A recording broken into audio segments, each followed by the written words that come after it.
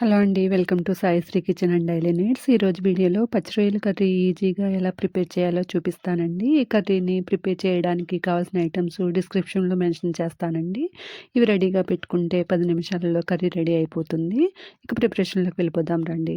Stove మీద బాణలి పెట్టి 6 table spoons ఆయిల్‌ని వేయండి. నాన్ వెజ్ కర్రీస్‌కి ఆయిల్ ఎక్కువే పడుతుందండి. మీ ఇష్టాన్ని బట్టి మీరు యాడ్ చేసుకోండి. దీనిలో శుభ్రపరచుకున్న 2 ఉల్లిపాయలను చిన్న ముక్కలుగా కట్ చేసుకొని వేసుకోవాలి.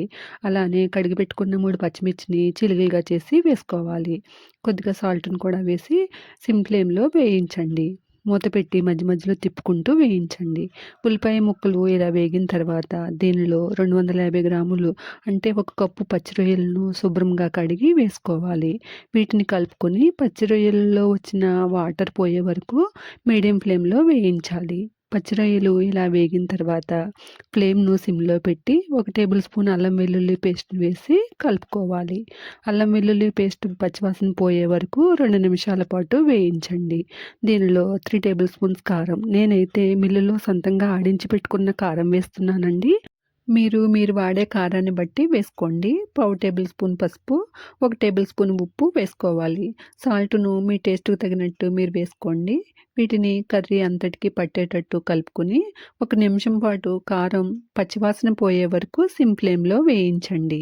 దీనిలో 1 టేబుల్ స్పూన్ ధనియాల పొడి, అర టేబుల్ స్పూన్ జీలకర్ర పొడి, 3/4 టేబుల్ స్పూన్ గరం మసాలా, కొంచెం స్పైసీగా తినేవారు 1 టేబుల్ స్పూన్ గరం మసాలాని వేసుకున్నా బాగానే ఉంటుందండి. వీటినంతటిని కర్రీ అంతటికి కలిసేటట్టు కలుపుకొని అర నిమిషం పాటు వేయించండి. దీనిలో 3 టీ గ్లాసుల వాటర్‌ను యాడ్ చేసి 1 నిమిషం పాటు హైలో ఉంచి కలుపుకొని ఉడికించండి. ఇప్పుడు ఫ్లేమ్‌ను సిమ్‌లో పెట్టి కూర దగ్గర పడే వరకు ఉడకనివ్వాలి. కూర ఇలా దగ్గర పడిన తర్వాత స్టవ్ ఆఫ్ చేసి కొత్తిమీర చల్లుకొని బౌల్లోకి తీసుకుంటే ఎంతో టేస్టీగా ఉండే పచ్చి రొయ్యల కర్రీ రెడీ అవుతుంది. ఈ వీడియోలో చూపించినట్టు మీరు ట్రై చేస్తారని అనుకుంటూ thank you for watching this video. Thank you all.